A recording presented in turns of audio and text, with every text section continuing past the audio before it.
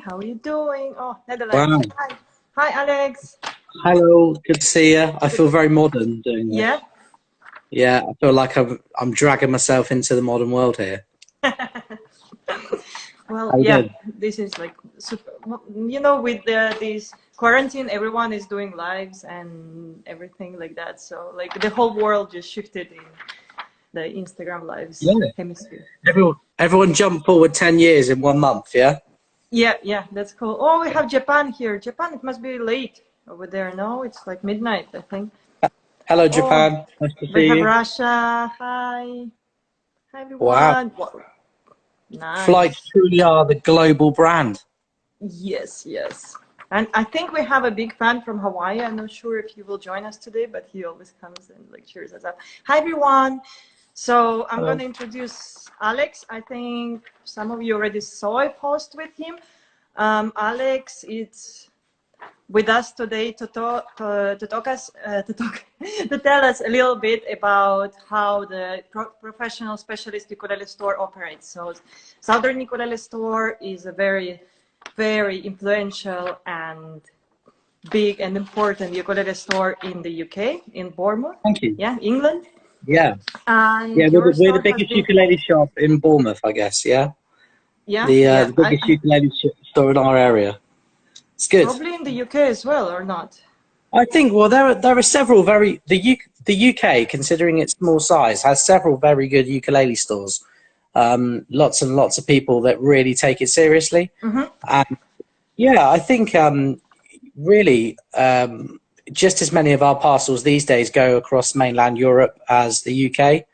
So we kind of think of ourselves more as a European ukulele store. We're sending a flight to Hungary actually tomorrow. Really?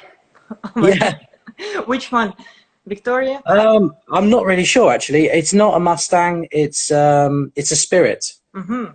Oh, there is Yeah. a question if you ship to Sweden. Latvia, Yeah, hi. we do. Yeah. Hello there. Hello, Sweden. Yeah, we do ship to Sweden. It's £24.50. It's not that expensive. But yeah, it's usually about 3 to 7 working days. It's a bit slower at the moment with everything going on. Everyone's stuck indoors. But yeah, we're sending stuff to Sweden. Most weeks we send something to Sweden. So Cool. yeah, you can Cool, just order through cool. the website for that. Nice. And like what I really love about your website is that like all your photos are taken in-house and you write all the descriptions in-house, and it's like so nice that you put a lot of work to have everything like on such a professional level, because a lot of stores they just copy description from like other websites, and Yeah, that's it. and it would be so much easier to do that. But we started, and we take a lot of pride in that. It's so strange because everyone who works here, I can say honestly, we really love working here, and we're all really proud, and we've all got something we do. In fact, I'll show you at the moment just how strange the shop looks. So the shop Yeah, I itself want to see it. is closed. Hi, So Nicole. I'm so glad that you got the uke. Sorry, we have like a Sakurulele winner. We had a giveaway like a few weeks ago, and like Nicole is saying that she received the uke. So yeah, yeah. cool. What did she win? Sakuralele, Oh, is that the one Bernadette teaches music? yeah, yeah, She yeah, keeps getting the green one on her Instagram stories. I've yeah. seen that. Yeah. Yeah, that's So, hilarious. so yeah, at the moment, our wall is just empty. It's just empty space everywhere. And where all of those photos on our website come from, it's just an empty space because we can't keep hold of ukuleles. Everybody wants to learn the ukulele right now. And it's crazy. I've been here 11 years and it feels so strange. It feels like we're closing down, but we're not. We're actually busier than we've ever been. So, That's awesome. There is another question asking if you ship to Bosnia. oh, that's a good one. Yes, but I can't remember the last time we did, so I wouldn't be able to tell you the shipping off the top of my head. If you message the Southern Ukulele Store privately, I can look into that tomorrow and I'll come back to you. But yeah, I'm sure it's possible. I'm sure Bosnia is possible. It's mainland Europe, so it's going to be possible. I think so too. Okay, so we have a lot of questions and not a lot of time because like Instagram Okay. Live I limited to 1 hour and we don't want to bore everyone. So Yeah. can you tell us like the how it all started? Like how did you get into the ukulele? How did the Southern Ukulele Store like start? So this is like what we want to know. Okay, so the Southern Ukulele Store actually started before I started here. So Paul, who used to manage the shop before me, and Rob, the owner, they purchased a few ukuleles, they popped them on eBay, and they sold overnight. And I remember I started working at the shop about a week or two after that happened. And yeah, it just got bigger and bigger. And then Carla came along and Lanakai, and only recently Flight has come along, but it's so interesting. Every couple of years, a brand comes along and they do so much to elevate what other people are doing. And I have no, you know, I'm not a big bum kisser, but I think that you do a fantastic job because you're doing things like putting work strings on the ukuleles. You're doing things that we are normally having to recommend to people that they do to optimize an instrument that they're looking at. And I think other brands in the next couple of years, they're going to have to catch up because although your range is still growing, I think the ukuleles that you do, they have their own personality, like they're unique. Certainly, we deal more in your high end range, so you know the secure ukulele we don't do, but it's you know, I'm sure it's a great ukulele, but the Mustangs and the Victorias and the Voyagers, the Phantoms, the Spirits, you know, they've all got a personality. And I do a lot of videos for our YouTube channel, and I say, I really wish that more people would do something other than just give their ukulele a code. You know, like, I don't want to flag a company off, but you know, the ukulele or the UKU21C, like if you're Googling that, you're never going to, you know, there's no attachment. Whereas I like the idea that my ukulele is going to be called like the Victoria, you know, I'm going to call this, it's got a personality, and you can do that great. And that every couple of years, a brand comes along like that, and it's great because I get, like everyone in a job for a long time, sometimes you can get a bit jaded. And the Flight stuff came along at a time where I was waiting for something new to come along, and now I'm just so excited to talk about it. Hence why I've made so many videos about them in such a short period of time. That's so awesome to hear. Like, oh my god, I'm blushing. I have all the makeup on, but like I'm seriously like, oh my god. We've been working so hard, you know, to get to this point, because I think like a couple of years ago we went to our first ukulele festivals, and then we met like more serious uke players like Andy Eastwood and Peter Moss were there, and then we saw their ukes and we saw other ukes that people were playing, and then we gave them our ukes to test, and then we realized like it's like not much to be proud of. So we thought like we need to make ukes that we can show to these people that they will like. And with this mindset, we worked, I think, like a couple of years. And this is like the moment that where we arrived. But we started this work like by 2-3 years ago, and it's like, wow, amazing to see how this long project like is finally unfolding.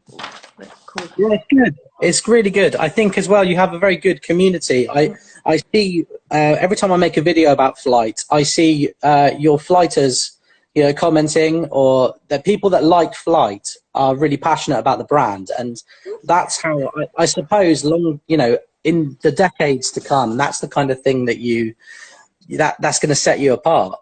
You know, this sounds like just a big promotional video. I mean, you're not paying me to like Flight. I think you're doing a good thing. And so many other brands are doing good work as well. So, you know, you're listening to this, please don't think I'm just saying, oh, you know, Carla have lost their way. They haven't lost their way. They're doing great too. But it's good that somebody new is, not new, but somebody is developing long-term a way of elevating everybody. So, you know, you're doing a great job. That's all cool to hear. Thank you.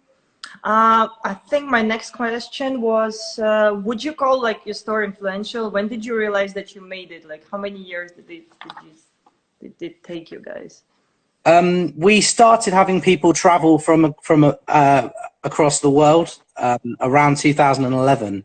We moved from a very small shop into the shop we're in now 9 years ago, and then the ukulele exploded. Anyone who's been playing ukulele a long time, you know, you'll remember that. But the ukulele just kind of took off like nothing else, and we were right there in the middle of it. And we only started our YouTube channel 2 years ago, but the YouTube channel's had, you know, like I think it's 1.3 million views, and it's a small channel if you look at it in the grand scheme of things. But, you know, people who play ukulele, every single day of the week, I get people email me and call me and message me, and they want to talk about ukes. And on a personal standpoint, I mean, I'm so proud of this shop and the way that we've come on. I feel like we do ukuleles better than anybody, and I'm sure that the other great ukulele shops out there think the same thing, and I'm sure they do too. But it's just, you know, we're proud of what we do, and I think it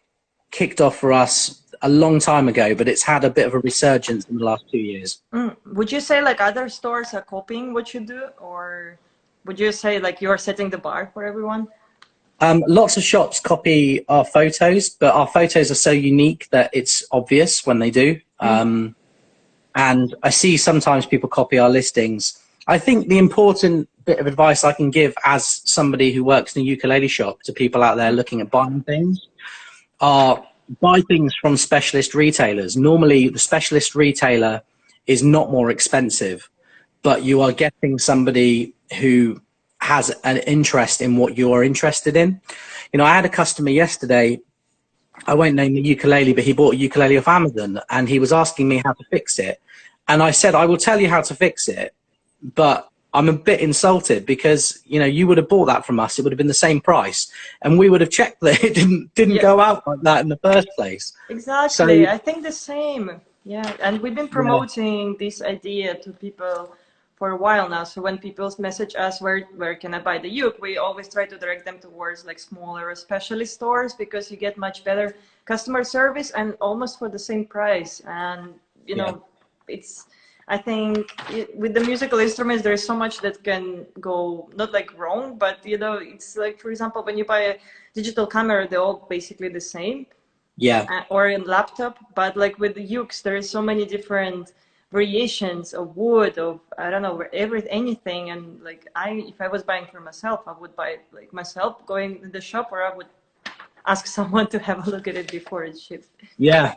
I mean, I like to say to people, and I say it a lot, that musical instruments are more of a living, breathing thing than, you know, you can buy a cable from Amazon, and a cable is a cable. You know, they're made on a production line, and there's no singularity, but wood looks different from one to the other. You know, acacia can look really plain, or it can look really figured, and it can sound completely different. You know, I think straight grain sounds generally quite a bit louder than really curly grain. So if you're buying something that advertises itself as being, say, curly koa or curly acacia, just how curly is it? These are the kind of things that you need to talk to a specialist retailer about before you make a purchase, and it's the kind of thing that we'll want to talk about. Can you imagine if you wanted to buy, say you wanted to buy a really expensive, something that you're going to keep for the rest of your life from Amazon? You can't just call Amazon, and they're not going to go and take it out of the box and check that the A string, the nut is cut properly, and that it's inflated properly, and that the strings aren't knackered, and that the machine heads work, and I go on and on and on, you know. And it's the same with anything. You know, you wouldn't buy a car from Amazon. You know, you go to a specialist dealer. A musical instrument is just as personal, and you're likely to put hundreds and hundreds of hours into it if you buy the right one. Yep. How long like do you spend on an instrument, like an average? It depends on the instrument, but the average is about 20 minutes. I mean, some instruments can have several days work doing to them, because they're quite delicate. You sometimes need to address an issue and then leave it to settle, and then come back to it, because the components like the strings, for example, you know, they're slightly stretchy. So you need to let things settle down and find their natural fit, and then tinker with them again. It's a very, very strange process. You know, we try and get stuff out the same day if it's ordered in the morning, and that's quite often that's achievable. But yeah, sometimes if the A string is flat, you might need to change the A string, and then when you put the new A string on, the rest of the strings don't quite want to settle. So 20 minutes is like the best case scenario. An instrument will have 20 minutes work doing to it. The worst case scenario, worst case is wrong, that in the unlikely event it might take longer. You might find it takes us a couple of days to get it right, but it's worth the wait, because quite often it's the more expensive instruments that need settling in, like they need going back to, because they're made so delicately. It's a strange one, but there's so many different things that you need to go through to set up an instrument.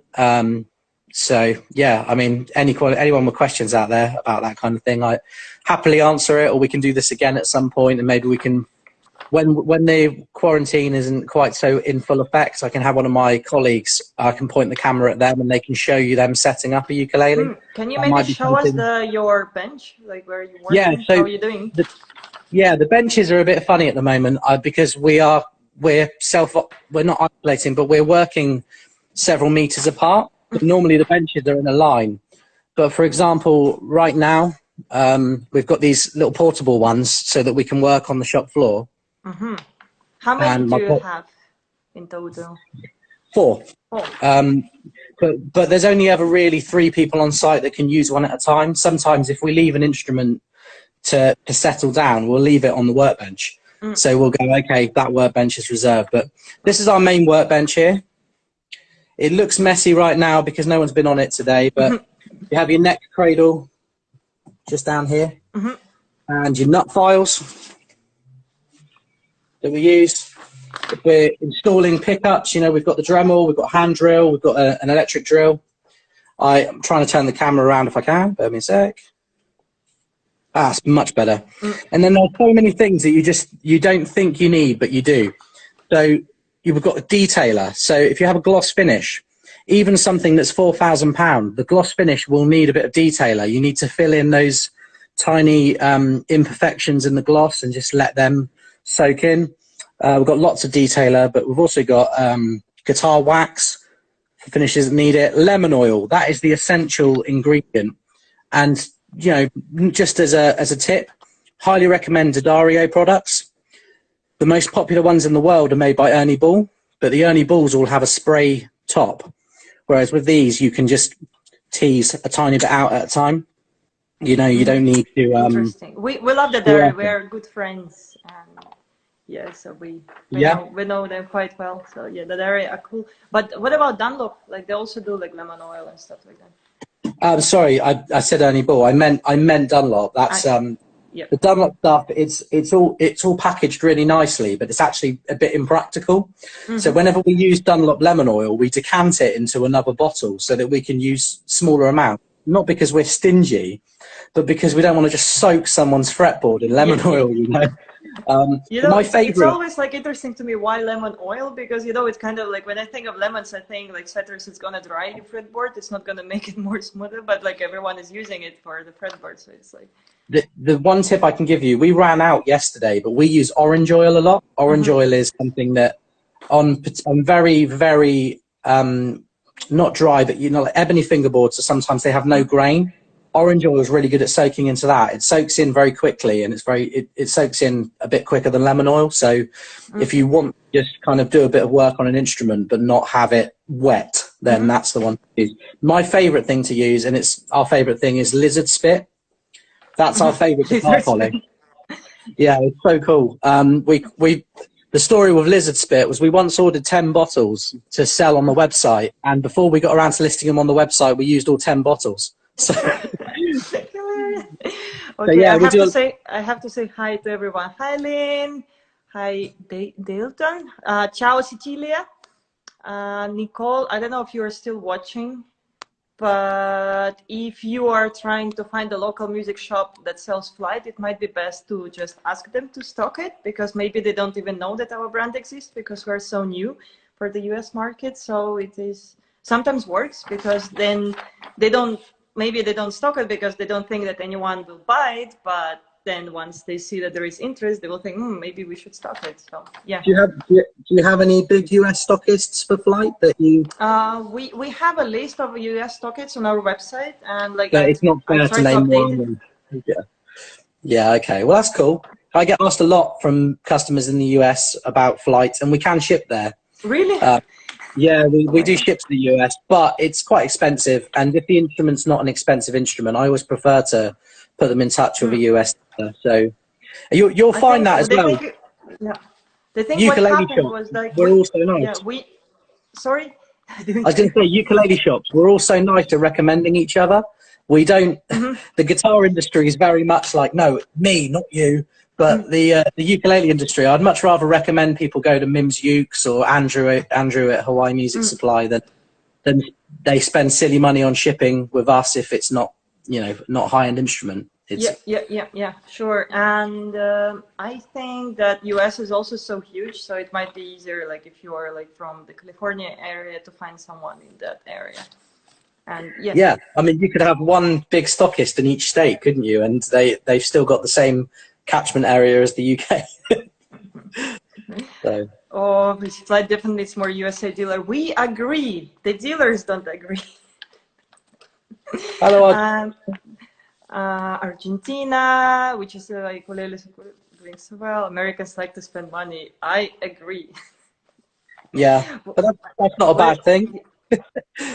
Well, you know what happened with us? Like, we were rushing to release Soundwave before the NAMM show, and we released it and we shipped it to Europe, but we didn't ship it to the US because the US shipment is going like twice a year, in summer and in winter.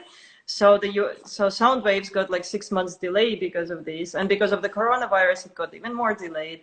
And that's why and we did very big promotion on Soundwave. So like, I feel bad for our American flighters who want to buy Soundwave and they cannot find it locally, so they have to buy it from Europe. And like, I'm sorry guys, but we really wanted to push it out before NAMM. Yeah, that's why this happened.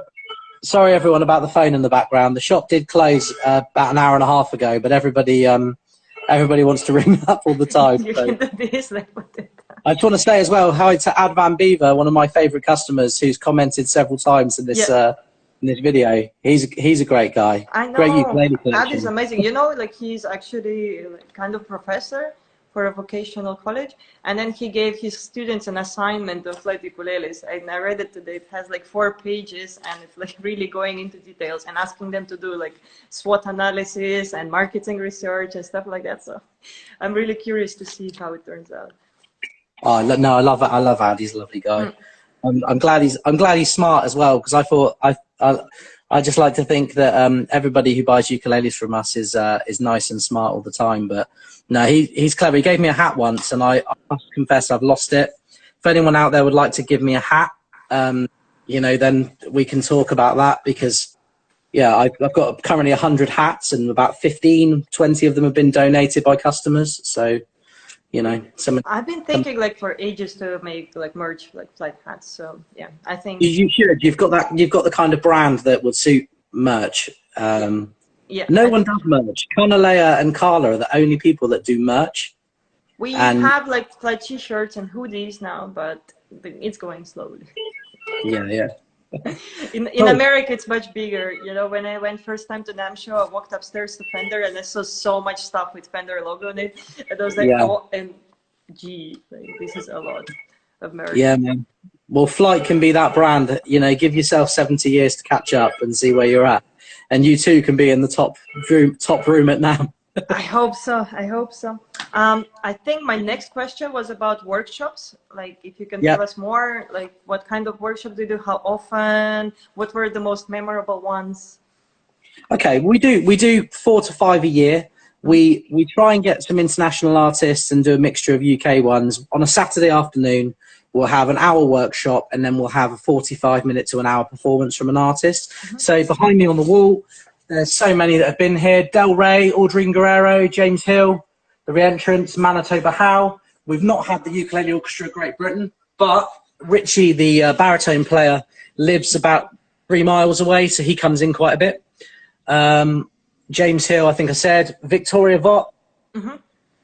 My favourite over the years, the second time that James Hill came, because he is my favourite ukulele player. And the first time he came, I had never seen or heard of him. Can you imagine? This guy walks in, never seen him, and you sell ukuleles professionally. And the first time he played, I remember just like my legs turned to jelly because I was so shocked. And then the second time, I got to spend the whole afternoon with him, and him and his wife and their son. And yeah, it was just like a really nice, memorable day. But that's my favourite workshop. But I can also remember, just quickly, the Sousa family from Canalea came over to do a workshop about 6-7 years ago, and we became friends. I feel like I've got friends for life with them. They are Those are the owners, yeah? yeah, and they're such a lovely family. And from any corner of the family, whether it's the dad, the mum, the sons, you know, all just lovely individuals. Yeah, Who you I know would what was happen amazing to me when we went to Hawaii and we went to visit like all the uke factories, and then we spoke to Canadian people and they were like, "Yeah, we follow you on Instagram," and we're like, "You follow us?" yeah, Really?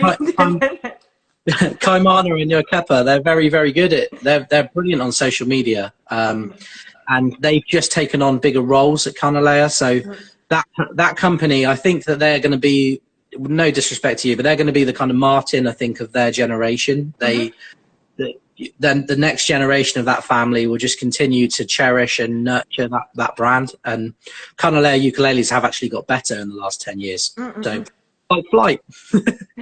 We don't even consider them as competition because we're like completely different things. So when we went to Hawaii, we were like all like on friendly terms because, you know, we are not competitors. We are like, we look up to them, and in some ways they also check what we are doing, and we gave tips to each other, and, you know, like stuff like that.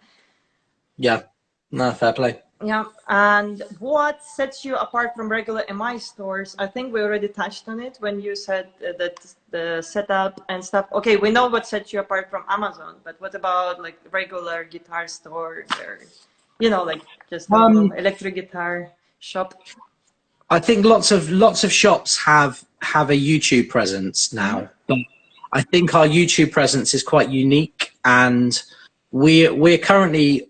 I feel like every time I learn something, I teach it to thousands of people. So, you know, if I learn about a brand of ukuleles, I share it, and I work so hard on my own time in those on the videos just to make the people that play the ukulele feel like they have an outlet that's as comprehensive as someone like, say, Anderton's. And as a guitar shop, I think we suck, really. We used to sell quite a lot of guitars, but over the last decade, it's become less and less. And I think the guitar industry in general, it's much less personal than it used to be. If I was just buying guitar stuff now, I'd probably just buy from Anderton's. And, you know, I would like to think that the amount of knowledge and advice that we pass on every single day, I think that helps us stay not ahead of the competition, but certainly in people's minds. That's the best we can hope to achieve, really. That's cool. Undertones have actually like, there is ukulele selection are not that good. I think they're more like electric guitar oriented. I actually don't know how they are with acoustic guitars, but like that's my impression, like what I get from looking at their YouTube channel and the Rob Chapman collaboration that they had and everything.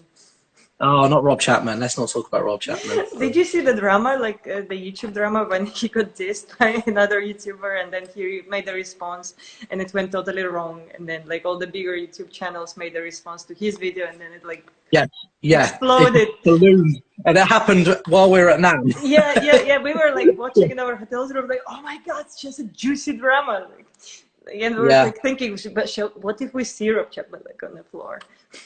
Well, Phil, who works here with me, he was a big fan of Rob Chapman. He probably still is, but he at the NAM show, that's really the only thing he wanted to achieve. So both years he's met Rob Chapman and had quite nice conversations with him. But this year on the planes back, we were sat with a lot of Rob Chapman's bandmates, and you know, it's cool. You know, the guitar world, the guitar YouTube world is massive. It's much bigger than the ukulele world. But I do feel like people that make ukulele videos, I feel like they're doing a better job than a lot of the guitar video channels. The guitar video channels just rely on people finding them by mistake, but I think the ukulele world relies on people looking for ukulele content. So yeah, I love it. I mean, I think I love being able to recommend 15 different ukulele teachers online to people. It's fantastic. You know what I like, come back to the question about the main difference between MI stores and specialist stores. I feel like a lot of MI stores don't take ukuleles seriously. They just, for example, they're electric guitar guys, so they think like ukes are just some kind of toys that are Yeah. not a serious instrument. And then if you try to buy a ukulele, they just look at you like thinking, what what are you doing here? Why do you want to buy it? Why don't you want to buy a guitar? What? Yeah. Why would you want to put yourself in that situation?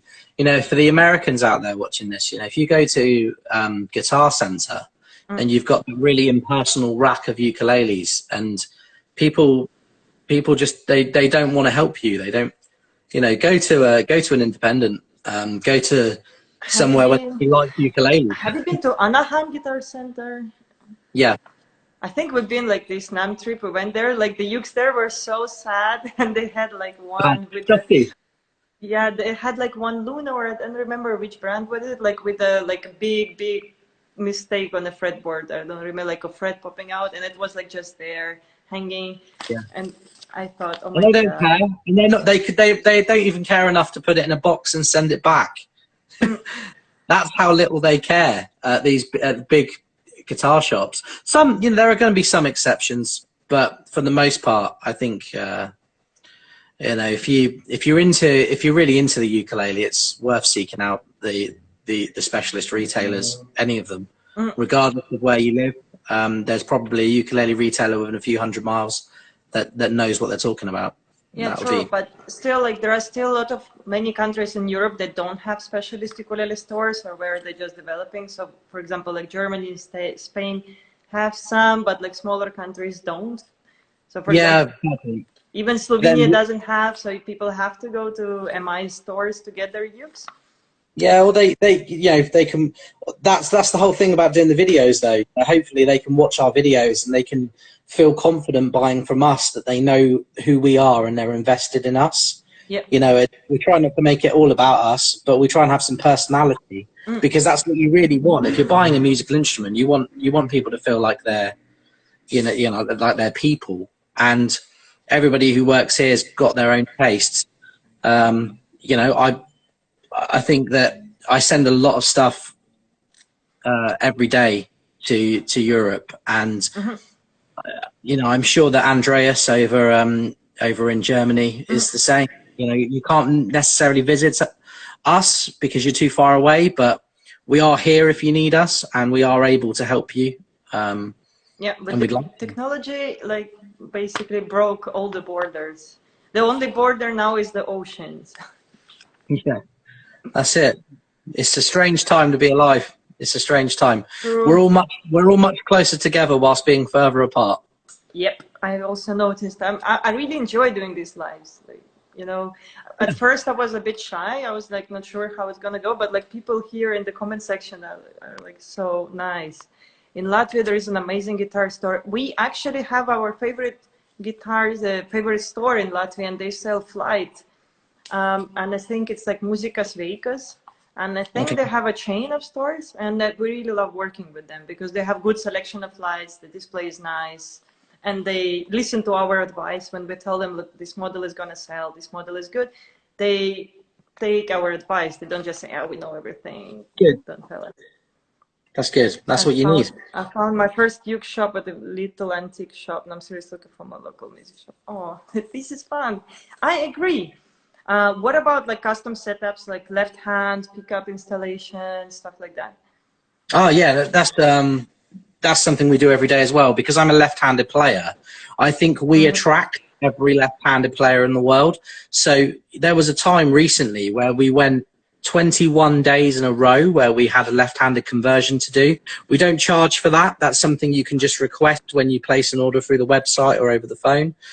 Pickup installations. That slowed down a little bit with the, you know, everybody being stuck inside. Not many people need a pickup right now, but you know, we fit pickups to high-end ukuleles all the time. And yeah, I mean, a good bit of advice I can give flighters out there: if you're a left-handed player and you want an electroacoustic, then make the most of Flight's double pickup system, because the preamp is not drilled into the side of the ukulele; it's in the sound hole. And I've sold a lot of electroacoustic Dianas, the Diana TEs, to left-handed customers. I've sold more to left-handed customers than right-handed customers because it's so easy to convert. So that would be my I've advice. never actually thought about it. Like when we decided to go for this pickup, we just were thinking about like making the uke lighter, because when you have these controls on the side, you basically make the uke heavier. You have to cut the piece of wood, you know, everything. And, you know, there are like these cables everywhere. It's nice to have a tuner on the side, but we feel like it's better to have the sound hole pickup. And this brand Double has been really rising in popularity between like more professional uke players in Asia. And we Yeah, have some friends which we met at festivals. I don't know if you noticed, but like the Asian uke scene is very, very big, and they're like yeah, it's massive. Yeah, they have some monster uke players that are not so known, for example, in Europe, but they are like really, really good. They have Taiwanese players, they have Japanese players, they have Chinese players, like Korean players. We went to one uke festival in Italy. I think it was Aquila Uke Festival, and they had like the main headliners were like Kale Gamia from Hawaii. Then they had Ryo Saito from Japan. They had Tony Liu from China and Alvis from Taiwan, and they were like all shredding. Like I haven't seen like this much of shredding. shredding at a Yeah, single European festival that ever. that's what I found as well. That seems to be the badge of honor. If you're a good player in the Far East, you can play fast. Mm. And yeah, I mean, we deal with a Nui Nui, and Mm-hmm. I always felt like they were a big brand, but then I learned not that long ago that they sell as many ukuleles as Carla a year, and that's just unfathomable to me. That's so many ukuleles, and we really only stock kind of 2 or 3 models. But if you look at their full range, it's massive. Yeah, I think they're Lots of very, very really good. strong in Asia with entry-level ukes and like some Yeah, cute ukes, because they are Taiwanese brands, so they are very big in Taiwan. And I think in like some other Asian countries like Philippines and stuff like that. And these markets are huge. Like we don't have access to them yet. I hope someday in the future. But yeah. What was I gonna say? I think it's like yeah, the geographical thing. So you have Hawaii, and then Hawaii is very, very popular with Japanese people because it's not so far for them to go, and they have like a lot of Japanese people living in Hawaii. And yeah, I think how Japanese people really like the ukulele culture, and they took it back with them home. And then yeah, through Japan, it kind of expanded to like Taiwan and China and like all those countries. And then you have US on another side, and then from Hawaii it went to the US, and then you have all those big players, and then it came to the UK, and then from the UK onwards it's like kind of still developing. Like when you look at the center of Europe, like all these yeah, bigger countries like Germany, Russia, Spain, they're like still like in the beginning. I think there is like yeah. still so much to do, and still so much growth that can be. Yeah, and it will come. Just I saw a comment Ukulele said about not being able to find a Nui Nui in the US. I think Ukulele site do sell the odd bit of a Nui Nui. They have the same problem we have, where just not enough of them are being made. So just anyone out there looking for a Nui Nui, Moomba, that kind of thing, try Ukulele site, because they have had them in the past. But I think you're right. There's no USA dealers. And also, just going back to what you said, Kamaka told me at NAM that they send 2/3 of their instruments they make each year to Japan. Yep. So Yep. yeah, that culture, and I mean it's fun. What you should all do after you've finished on this live stream is Google Kamaka or Google Ukuleles Tokyo, and just have a look through the website and see all the weird and wonderful things that are being made. And the whole ukulele culture there is amazing. Yep. We We went aspire to to it. yeah, we've been to Tokyo, I think, around Shanghai show last year, like October.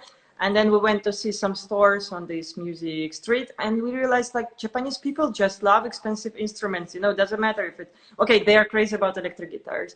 So they buy a lot of expensive electric guitars. But then also if it's a store that has a selection of ukes, it's Hawaiian ukes that you will not find in Europe, for example. It's just, you know, huge wall of kamakas, and basically it's like mind-blowing for us. So my husband is electric guitar geek, so he was just enjoying seeing all those ESPs and PRS and all those full Okay. walls that they're like impossible to find in Europe. And And then Yeah. we walk into ukulele store or a store that has like a bigger selection of ukes, and we're like, oh my god, like why is this in Japan and not, for example, closer to home? But we think it's like a culture that's been growing for a Yeah. while.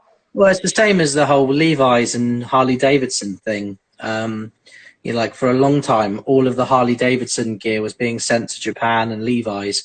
But I think they've got a really strong connection to their own builders as well. You see a lot more luthier built instruments in Japan than you do anywhere else in the world. Yep. And the custom ukuleles there, they are more expensive, but the level of personalization and clear passion is it's inspiring. Actually, it inspires me to learn more about my genre. So Yeah. I mean, I can't say don't know enough if you about saw a it. luthier called Takahiro or something like that. We met Hero. him at Shanghai show, and he was like, "Oh, I love your shoes," because we had like our custom Converse. We love Chucks, and he also had some cool Chucks, and we took a photo, and then we like friended each other on Facebook, and we saw like he makes like some really crazy Japanese-looking ukes and very expensive ones, and it's like just nice to follow Nice. like his work of what he's doing. No, that's cool. I don't know the name, but I've got this really English problem of being rubbish with names that aren't English names. So I would have, if it was written down, I might well recognize it, but yeah, not based on what you said. But yeah. Oh yeah, I think like in the recent, like if we consider like just the last thing I wanted to say about Japan, I think recently we've been getting more inspiration from the East than from the West. Like Yeah. when we go, for example, visit those countries and we visit uke stores there, and when we speak to people there, and when we see the instruments that they make, we feel sometimes like more inspired and like, oh my God, we want to do this, or we want to do something similar than when we go to the West. So that's the thing that I've noticed. I'm Because not surprised. Yeah. I think there I are mean, like, the Victoria is a good example, isn't it? Because yeah, the Victoria takes a lot more inspiration from the Japanese designs, whereas I felt like the Phantom was very Hawaiian.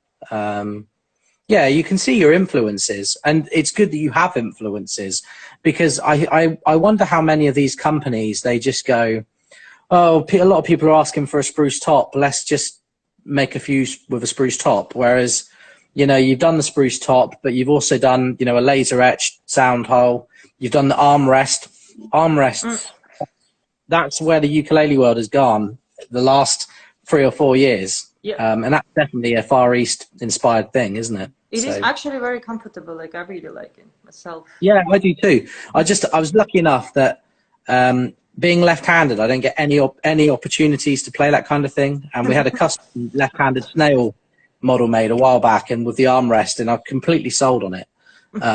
I'd always been really openly skeptical until I got to try one, and then I loved it. So it's good to have your mind changed sometimes, you know. Armrests. Yeah, Nicole, it's that thingy where you rest your arm. Right. So let me. So you've got the ukulele. So it's like a smooth edge rather than a sharp edge, not a sharp edge, but like a flat edge. Do you see what I mean?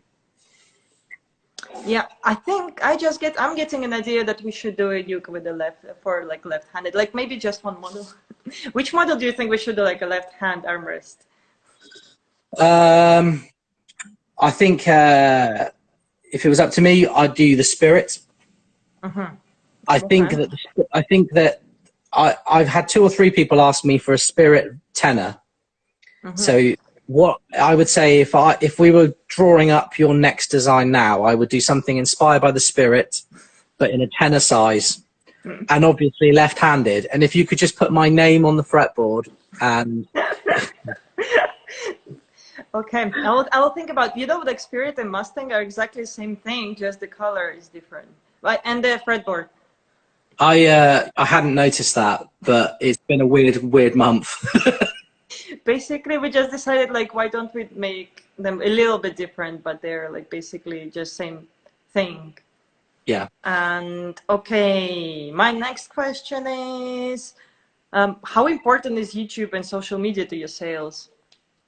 Increasingly important. The problem is we've made a rod for our own back, because now if I don't feature a ukulele in a video within a week of it arriving, people automatically assume that I think it's crap.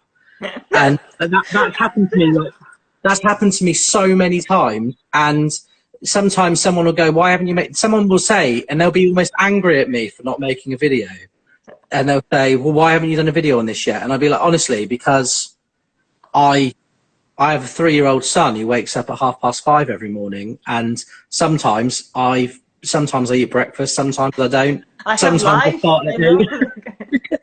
8. And yeah, our YouTube it's so important, especially in this current climate. I think everybody who will thrive and be able to overcome this really difficult time will have some kind of avenue and personal relationship with their customers, whether it's social media or YouTube. I would love to do more YouTube. I think that in 5 years' time, it will be essential to selling any instrument, because people will want to come and try things, but they'll want to go away and think about it and put their headphones in and listen. YouTube is so important. I mean, it's been important for you guys. I wouldn't know you existed if I hadn't seen every single person on Instagram playing Flight Oh. for the last 2 We years. don't know how that happened. You know, like a lot of those people were just picking up Flight just to be the part of the community. Like a lot of people were not sponsored or given free ukes by us at all. They just bought it because they liked our brand and they wanted to be shared to our stories, and it's amazing. Like That's when we great. saw this, you know, all this hype going on, and then we felt like at some moment, like I felt like some pressure, like we have to, like there is so much hype going on. I don't know if you are in the TikTok world, but there is like a girl in US, like Charlie D'Amelio. She became like the most followed TikToker. I think she's at 50 million followers now, like in a space of 6 months. And she's like herself, like when you look at her, she's like, why are people following me? Like now I have to deliver, you know. Ah, yeah, I saw another one. There's a girl called Caroline Constar who's really funny, and she made some really funny YouTube videos. And then she stopped, and I started following her on Instagram because I was like, where does she go? And then I was like, oh, she's only 17, and the immense pressure that she's put on herself has rendered her unable to enjoy doing it. So it's crazy. People really do take off, don't they? If you capture people's imaginations, you do. I mean, I've never taken off, but then, you know, I found I was in bands for years and years, and we had great opportunities, but I was just lucky. I played guitar for years, and the ukulele was always, it felt good to have ukulele as my work and guitar as for fun. And then in the last couple of years, since started going to the NAMM show about 4 years ago, I just live ukuleles now. And I don't regret it at all. It's great. So, I mean, you've got to... You play electric guitar or... Yeah, I play Motown in a function band, like a wedding band. Cool. But I used to play... I like that music. Yeah, me too. I think there's a lot of good ukulele ways of adapting it to the uke as well. But I mainly played in a band for years and years called Fern. And we did folk festivals, and we supported some really cool sort of indie rock bands about 10, 11 years ago. And then what happened is that I slowly got more and more comfortable sitting at my desk and playing ukuleles. And then eventually just the transformation of the last 10 years, it feels like that was someone else's life, you know. So the ukes are where it's at for me now. And the social media, going back to your question, social media it's essential. And I worry that we don't do it enough because we're so busy, where we're understaffed during the COVID-19 thing, that I'm there and I'm getting anxious. I'm like, well, people are going to forget that we're here, even though the reason we can't do it is because we're so busy. Yeah. So, I think I felt something similar like a couple of weeks ago. I was like, oh my God, we have to deliver because we're like the leaders of this online movement, and what can we do? Like that was like just being anxious. And then I thought like, okay, we can do lives, you know, we can continue posting like what we're already doing, you know, like there is not that much pressure because we already have our amazing community, and like people already support us and watch us. So that's amazing. Okay, I think you already answered my next question. When did you first hear about Flight? And I just wanted to, I think my last question is, would you say that Flight's online presence helps your store attract new customers? Yes, but probably not as much as it might with some other people, because we focus really more on your higher end ukulele. I think probably the cheaper range of ukuleles, the Instagram followers, like I see these people on on social media, People. these people, these folks doing their thing. But you know what I mean. I'm trying to kind of group all social media people in, and the only downside to it, and this isn't me being negative, but sometimes I think that if you have a cheaper ukulele and then you're advertising a different ukulele the next day, it's almost more damaging to the brand. Like you have I can't remember his name. Is it a guy called Danny who plays flight ukulele? Now, he was one of the first people I saw playing a flight ukulele, and he so clearly loves that instrument. Yep. So I think that I take more interest when I see people play your higher end ukuleles than your cheaper ukes, because there is definitely a kind of disposable element of the cheaper things. Like, you're not buying them to keep them forever. And I'm very much about musical instruments, having a bit of a soul. So yeah, I guess yes, social media did influence people do the sound wave is the media behind that. Everybody knows the sound wave exists, so you're doing a great job. We didn't even do much, like like some brands like invest, like they have like big, I don't know, push and like, I don't know, like paid advertising. We didn't do anything. Like, it was just mostly like word of mouth. So we were amazed ourselves, and the timing was right because it was just at the NAMM show time, so people were looking for new stuff. So yeah, yeah. Even the travel one has sold. I agree. Someone Travel would comment saying that someone would say he's a snob, he only likes expensive ukes. That's not true, but I definitely think what influences me as somebody that buys instruments regularly is seeing somebody really bond with an instrument. When you see somebody just going, here's ukulele of the day today, isn't it lovely? And then they've moved on. I think that has less impact for me than if they didn't show off a ukulele at all. I'd rather find a ukulele in their hand than them tell me about it, which is ironic because my job is to hold instruments and tell people about them. So would you say like your demographic are like older people and like people who are like more playing more professionally, or like more, yeah, beginners? I think that's the UK ukulele market. The ukulele groups, big groups of people meeting up and having a strum and having a drink once a month. That's a big part of the ukulele scene here in the UK. But yeah, it's not always the case. There's plenty of people out there that are in their 20s and 30s and younger that are buying high-end instruments, and we're seeing those people as well. It's just that let's be honest, if you're over 50, you've probably got more chance you have a disposable income than if you're under 50. And I think that that's probably a factor in it as well. But I send pretty much everything I seem to send outside of the UK is to a much younger demographic. So it might just be that the UK has got its own microcosm of older players. Probably. How do you know, like, how old are they? Like, when they email you, how do you know, actually? I don't know. Like, we could play that game all day, couldn't we? You just guess. But most people I speak to I speak to people on the phone a lot. I spend hours on the phone each day. Emails are important, but usually an email will culminate with a phone call. So eventually I do the customers I interact with, I normally speak to, and just going back as far as I can remember, the people that are buying the Hawaiian stuff are usually kind of 40 plus, but there are plenty of people out there rocking kanaleas and kamakas and koalohas that are younger and doing fantastic. So yeah, I think like we have a comment about Mahalo. I think what I wanted to add about like this, about beginner players and cheaper ukuleles, I feel like if you're like singer more. Like you need the instrument just to accompany yourself. You don't actually need that expensive uke, because you basically need to just to strum chords and sing along. But if you are interested in exploring like finger style and more complicated like playing, then you need a better instrument, like definitely. Yeah.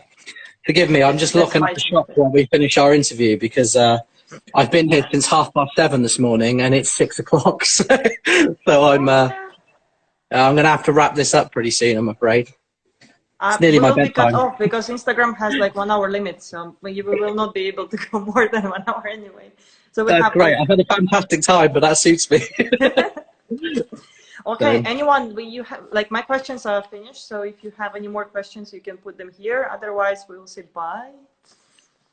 yeah, well, how does it work then with Instagram Live? I'm new to this. So does this Oh, does this disappear once we finish? it will stay on our profile, and then I will try to record it. Hopefully, it will be successful, and Okay. then I can share it with you. But by all means, if anyone has any questions, you can just follow us, Southern Uke Store, on Instagram. It might take me a day or two to get around to them, just because we're so swamped at the moment. But yeah, just get in touch. I'm happy to talk ukes with anyone, and give any advice, or if we can sell you a flight ukulele, great. But to do that, we have to ask Juliana to make sure that they make more. And ship more of the models we want to the UK. So let's, if you're after a Mustang, I have one left at the moment. I had 4 this time yesterday. So, by all Really? means, Really? get Wait. You had 4 yesterday, now you have 1. yeah. Oh my gosh. So people really want these flight ukuleles. They just can't get them in big enough numbers. So let's by 2021, let's make flight. Let's make Yay! flight great again. Yay! And the new ones will come with active pickup, so I think they're gonna be even better. That's good. That's good. I mean, I like the passive pickup, but I can see that there'll be people out there that prefer an active pickup. So yeah, well, that's it. That's your innovation again, isn't it? You're continuing to tweak models to make them better. So We continue, and we like it, and we like the feeling like they're getting better. Like we improved the bracing system. I don't know if you noticed. Now it's different. Now it has like yeah, little holes in it. yeah. And So that's the the thing old kind of is, layer like people through up get through confused. system. Yeah. The people get confused sometimes. So we changed, like when we first introduced Victoria, we had this pickup like with a tuner in it, like other brands have. Then we changed the passive after speaking to got the ukulele. And then now we're changing again to the active double. So it will be the 3rd change. So like our distributors, we are usually big companies, with a lot of Yeah. SKUs, and they get really confused, and we have to explain to them. So now we're creating a new model. It will have an A at the end. That will be Yeah. Okay. Victoria CEA, so which means like stands for active. Okay. Well, that'd be something that I can get confused about when they arrive, I guess. Sorry. Oh, we have No, it's all good. 1.5 minutes remaining. Okay, I have Okay. where do you asking about upstate New York and Connecticut. You can go to the dealer locator on our website. You can contact Uke Republic. Maybe they will ship you the flight, like for, I don't know what their shipping rates are. We're also on Amazon, but please don't buy on Amazon. Please buy from special Uke stores, because we are not. I've just spent an hour of my time convincing people not to buy off Amazon. Then right at the end there, you throw that in. But the cheaper ukes are there. But actually, we don't sell the more expensive ones on Amazon. Okay. Okay. Right. Well, it's been lovely talking to you, Juliana. Yeah, Take care, everyone. yeah. Thank